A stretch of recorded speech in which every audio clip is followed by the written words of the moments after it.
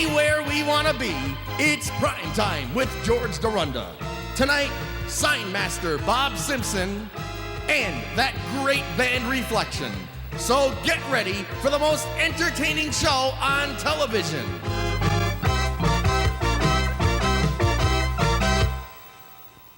Hi, and welcome to another edition of Primetime, and I'm George Dorunda here to host it and set it off and make sure it has some talent on it. So let's start off the big program with Reflection and Electric Slide. It's electric!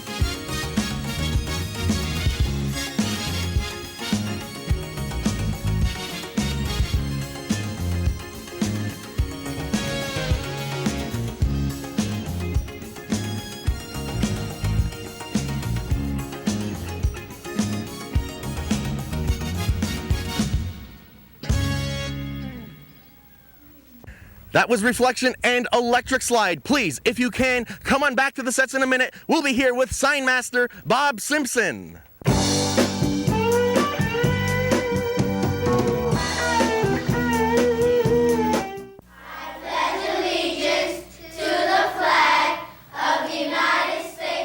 We pledged our allegiance to it when we were young.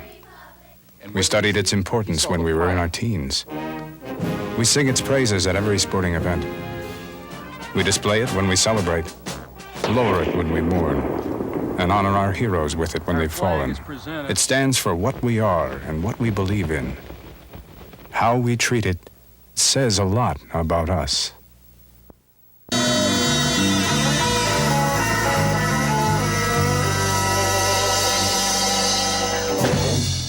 You may not know it, but you probably have seen my next guest's work wherever you've traveled in the area. Let's meet Bob Simpson. Hi, Bob. Welcome to Primetime. Hello, George. And it's a pleasure to be here in your shop, and you're working on something here. We're interrupting your work day. Well, we have a little project I'm working on here. One of the more notable sign painters in the area? Well, been around for a lot of years. I've been in the sign business now for 33 years. You've done everything and anything. Just about, I guess, yeah. I concentrate mostly on truck lettering and signs I can do here in my shop nowadays, but I have done outside climbing, billboards, walls, and swing staging, and bosun's chairs, the whole thing at one time or another. It can be dangerous. Yeah, no more. Too old for that stuff now. Well, don't let me keep you from what you're doing here. Well, what I'm working on here is an old popcorn cart for the Yankee Peddler here in Holyoke, and most of the thing is done, and I'm just making a panel here. What I've got here is some vinyl letters, which we cut on the computer. Now I'm just going to put these on. This is the easiest part of the whole job. These are pressure-sensitive backed, self-adhesive vinyl lettering. I've got it all marked exactly where it's going, so we'll set that on here. Let's talk about the vinyl letters. Is this something new? You don't have to take a brush anymore? Well, yeah, they've been on the market now. The computer came out about 8 years ago for making letters, and they've got a wide variety of styles and colors and sizes. You know, I can make letters with my computer from a 1/2 inch to 24 inches high in vinyl, and it just saves a lot of time. And this is a vinyl sign. This is a simple vinyl sign. Now, I can't let it go with that. I've got to add to it to make it look a little nicer, so I'm going to hand letter a black shade on this thing. So you couldn't just use vinyl letters. It wouldn't look quite as good. Well, exactly. It looks unfinished to me, you know. It's, a lot of these modern shops today, they're limited. That's all they can do is vinyl lettering, you know. And that's the stuff they look like. It looks like, it's okay, I guess, but I like to add a little finishing touch to the whole thing. So I'll hand paint a shade on the lettering. And that's why your work is a little bit different than anyone else's. Yeah. Well, this sign-making computer came on the market, like I said, about 8 years ago. And I fought it for a couple of years. I couldn't accept using vinyl letters, having been a sign painter all those years. Our suppliers tried to sell me a computer, and I said, well, it looks like a great thing, but it wasn't for me. I went down to a national sign painters gathering down in Memphis, Tennessee in May of 1984, and I talked to other sign painters from throughout the country, guys who were like myself who were sign painters. They weren't just computer operators. And they all already had the machine, and they talked to me about it, and I realized that I was missing the boat by not having one. So I made the decision right there to buy myself the computer that the salesman had been trying to sell me for a couple of years. So I came home and put my order in, and I had the machine here a week later, and I still couldn't accept the fact I just spent $10,000 on something, but not knowing where to begin with it. It didn't take long. We started using it to help out on a lot of jobs. But this is what takes the real artist touch. Oh, yeah, yeah. And this is for a popcorn cart. Yeah, it's a popcorn cart that belongs to the Yankee Peddler restaurant, and it was down there for a number of years. I lettered it originally about 20 years ago for Gene Tamburi when he ran the place, and it just needed a good refurbishing, so we had it up here a week ago and took it all apart, cleaned it up real good, repainted all the panels, and put new signs on the glass. The door was missing off it, and that's what this here is. This is a new door for the front of the machine, which I just made out of a piece of aluminum. Now, are vinyl letters more durable than paint? Yeah, they'll hold up a lot better outside in the weather than paint will. On truck lettering, for years we used a regular lettering enamel on enamel paint shops. Back about 9 or 10 years ago, the paint manufacturers and the automobile manufacturers started using an acrylic enamel with a hardener in it, and it's great paint as far as durability to the weather. The problem is that it's such a hard surface, it's like porcelain. The lettering enamels that we've used for all these years don't bond to it. They don't stick to it like the old days. It turns out that the vinyl letters will hold up against car washes and rain, snow, sleet, freezing rain, that type of thing, a lot better than the paint will. One of the problems being is that it's opened up the sign industry to anybody who wants to go in and be a sign man nowadays. You don't have to spend any time learning a trade or mastering a craft. They can go out and buy themselves a computer. They can do pretty much the same thing I can do, except for what I'm doing right here. So an inexperienced person can get into sign making sure. with a computer. Yeah. But it takes years of practice to do this. Well, the average guy spends anywhere from 5 to 7 years. I shouldn't say guy, because there's a lot of young girls in the trade now, too, and they're doing a nice job. The average person spends anywhere from 5 to 7 years learning to be a journeyman sign painter, learning all the tricks of the trade and practicing and learning lettering styles, etc. So a sign painter is an artist. Oh, yeah, definitely. But artists aren't necessarily sign painters. Exactly. There's a lot of people I know that are fine artists that don't know anything about painting signs. And also, there's a lot of sign painters I know that can't paint pictures. So it's a trade, but it's also an art. And it's a trade like anything else. It's something you have to learn. You're not born with the ability just to pick up a brush and start painting signs. What you're born with is a natural talent, and just it's a matter of building up on that. All the sign painters I've ever met in my 33 years in the trade have all had some kind of a natural artistic ability. That's what got them interested in doing this in the first place. And we're finished here. This didn't take long at all. Yeah. Now what I'll do next in this thing, just to kind of finish the job off, I'm going to take a striping brush. I use a Scotch tape just to save myself a little bit of time on here, just to tape off the bottom edge of the letters as you can see. It just saved me that thing of cutting every letter with a brush. This was done with a camel hair lettering brush, which sells for about $15, and they don't last that long. $15 for one brush. For one brush, yeah. This was about $15, and depending on how much you use it, and of course what kind of care you take of it, you can probably get 6 months or a year out of it somewhere in there, if you baby a little bit. What I'm going to do next is take a striping brush, what they call a sword striper. And I'm going to put a stripe around the edge of the sign just to kind of accent it a little bit. That's something you don't see too much anymore. Pinstriping. Hand pinstriping. Yeah. Everybody on their cars, they're going with these vinyl stripes. I still do a fair amount of fancy pinstriping on cars and trucks, etc. You make it look easy. Nothing to it, George. We'll let you try it after I'm all done. I'll put 3 of the lines on. You can do the last one. Do you really want to save this piece? I also understand you're one of the few guys left who does gold leaf painting. Well, gold leaf it's not painting. It's not actually paint. gold leaf, yeah. I use 23 karat gold. Yeah, there's not too many sign painters anymore that still do gold leaf work. Very few of them.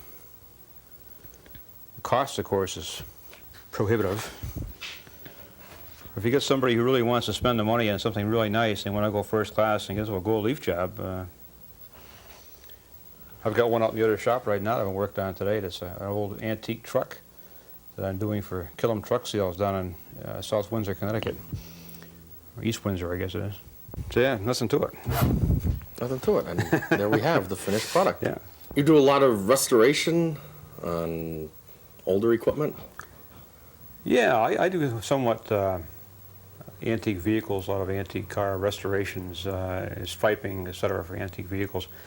I've got a guy down in New York State, is a magician. I've done a lot of work for him. He builds these antique, or restores these antique trains that they use over at the Steam Museum over there in Southwick, the steam train area. And I've done a lot of work for him.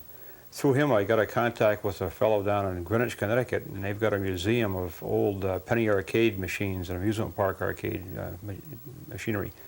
I've done a few jobs for that guy, and the latest one was it was a strength test where there was a cast iron arm that came out of this machine, and you put a penny in the machine and you push the arm down, and it would check your strength on a meter on top of the machine.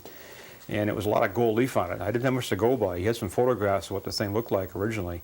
And he had bought the machine somewhere, and of course it had been painted probably 20 times since it was new, and there was no striping left on it at all. It was just painted one solid color. So he stripped it down to bare wood, and he found some photographs of what it looked like originally, and it was all 23 karat gold. So I did that whole job. It was kind of a unique job.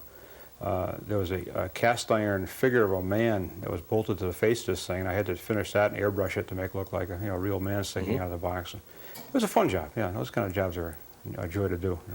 Also expensive with gold leaf. Oh yeah. Gold leaf's not cheap anymore. What do you find easier if someone comes into you and has a logo already prepared and says, make us a sign, or just if someone walks in and says, I need a logo, and you create your own logo? Yeah, I would rather do my own layout work.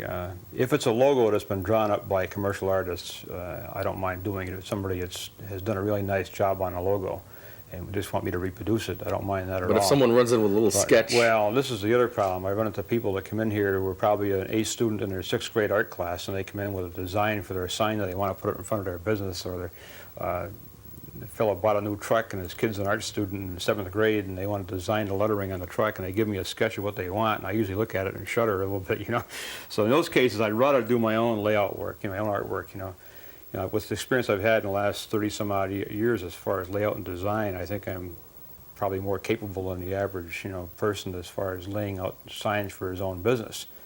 I can usually talk them into it. I usually show them pictures of jobs I've done, and I can convince them that I can leave it to the expert. Well. Yeah. It causes some hard feelings sometimes. You get some people are really, get upset because they feel that, that their artwork that they've done is pretty good. But let's face it, they don't know anything about painting signs or doing layout or design. They just think they do, and it's, usually I can talk them out of it. And understand another unusual request you had from a magician. Bob Yorberg he's a magician from City Island, New York, and he comes up here to have his sign work done. And Why would a magician need signs? Well, he does shows. He goes out and does shows all around the New York area. In fact, I think he goes out of here. I think he goes down to Florida and up and down the East Coast doing magic shows.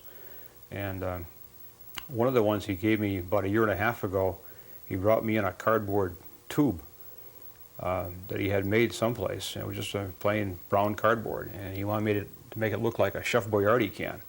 He gave me a Chef Boyardee can, and I reproduced the Chef Boyardee can into this large tube, which was probably 3 feet in diameter. Large enough to hold a human. To hold him, yeah. And I don't know what the whole act consisted of, but he was inside that cardboard tube, or the can, or simulated can, when he came out on the stage, and part of his act was he popped out of this cardboard Chef Boyardee can. Along with that was a 7-foot box of Crunch and Munch. And he also did. I wouldn't be hungry for a while. I'm not sure what he did with the Crunch and Munch box. Was all part of his magic act, and it was a fun job for me to do. A lot better than just sitting on painting no parking signs. Those are no challenge at all, no fun. Another gold leaf job I did several years ago was for the Matador Roasted Church here in Holyoke. Steeplejack called me one day, and he said he's got a cross that he wants to bring in, and it has to be gold leafed. He was in the process of painting a church, and they wanted to do the crossover, which had been done, I guess, when the church was built way back in the early part of the century. And I said, how big is it? He said, it must be about 3 feet high. He said, I haven't taken it down yet, but he says, it's about 3 feet high. So I said, bring it down. Well, when he brought it in here, it was 7 feet high, gold leaf cross, all made out of copper. And it had been gold leafed originally, way back probably 75 years ago. And over the years, the weather had taken its toll on the gold leaf, and most of it was off of there. So we had to prime it and re-gild it. And then he brought in 2 more crosses that were about 4 feet high, and then a couple of smaller ones that are about 18 inches high, and they're all gold leaf. And we leafed all, I think it was 4 or 5 of these crosses, and they're up on top of the church now, MD Church here in Holyoke.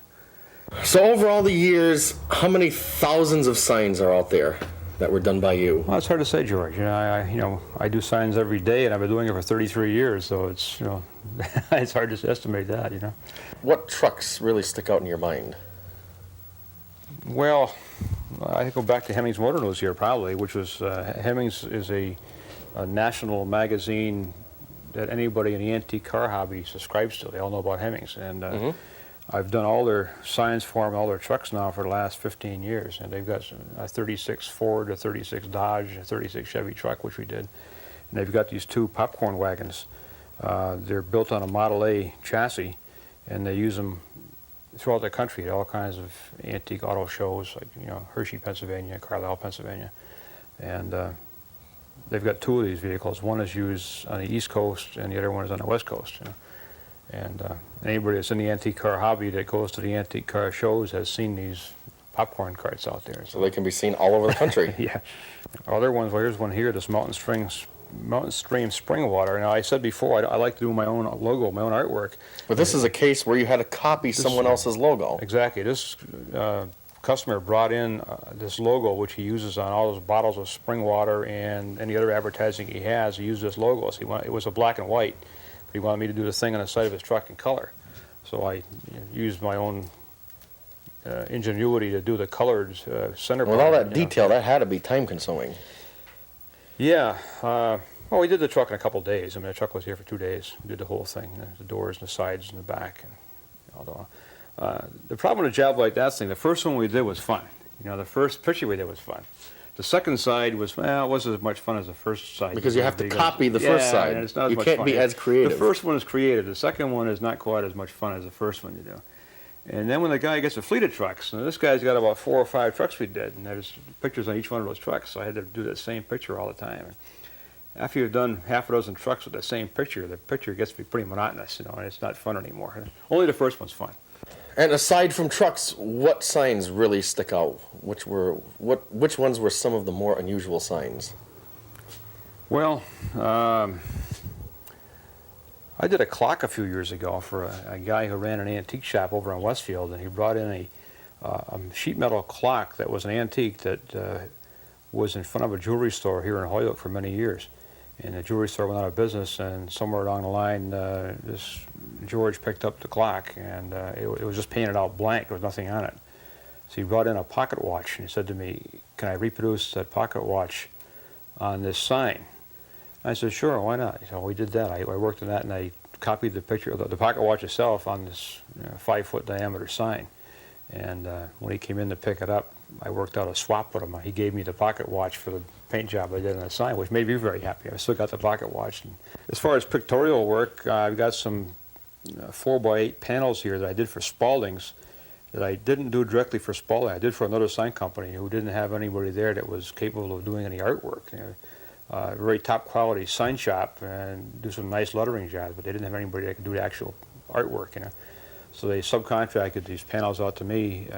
There was 5 panels, actually 10 panels. There was 5 of different things, 2 of each. There again, the same story. The first one was fun. The second one wasn't fun. The second one worked. The first one was a challenge and fun. The second was a drag. And you did several of those? 10 of those, yeah. We did 10 of them. Well, 2 billboards, so there's 10 pictures altogether, 4x8 panels. Another one I've got here is this fairway sign. Fairway siding is. Now this is engraved into a piece of wood. No, it's not. It's done on a flat piece of aluminum. That's flat? The sign was like a 2-foot by 12-foot sign, and I built it out of aluminum, and I used 23 karat gold on it. And by using a piece of velvet and burnishing the gold leaf at different angles, I made it look like it was actually carved. And it's got a black sand, what we call black smalts, background around the entire thing. And if you go by there, you look at the sign, you swear the sign is 3 inches thick, and the letters have been carved into the sign. It does. It looks like it's engraved right into the sign. It's strictly a flat sign, just an illusion. Another fun job. Well, Bob, thanks for taking some time out of your busy day and letting us interrupt your work schedule here. It's been a pleasure, George. Oh, geez, I guess fine work like this you don't see too often. Well, we do the best we can, I guess. That's all I can say, you know. Oh, I got a little present for you here, too, that we made up. Seeing you were coming in. Ooh, a new Primetime logo. There you go. Let's christen this as the official Primetime logo. This looks really great. And you just slapped this together in a few minutes, right? Well, it's a combination of vinyl lettering cut with a computer, little bit of airbrush work, and hand lettered the black shade on it, and then hand lettered the white and the shade down here. So it's a combination of several different techniques. But altogether, I probably got, I don't know, half an hour, 45 minutes into it. It looks absolutely super. Hey, thanks again, Bob. And stick around. We'll be back with more Primetime right after this. Our new official Primetime logo.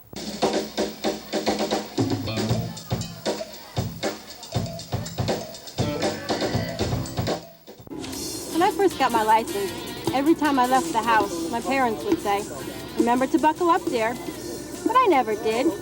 Just didn't seem too cool. Besides, most of the time I was only going around the block. You know how parents are. Always telling you what to do. But you know what? I wish I'd listened.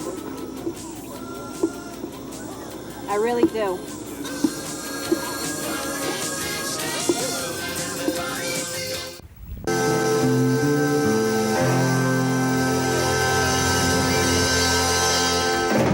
Yes, ladies and gentlemen, we're back, and we're all out of videotape. We have to leave the air. Good night, everybody.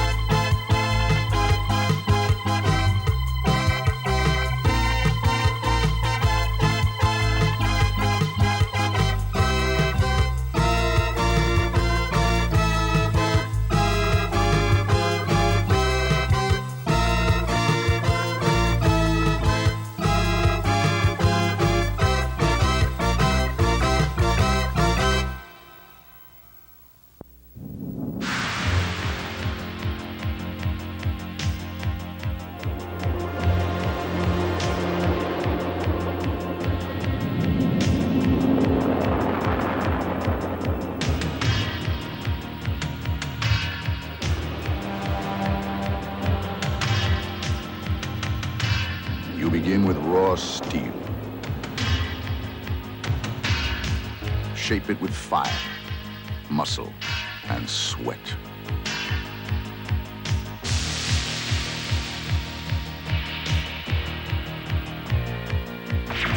Polish it to razor-sharp perfection.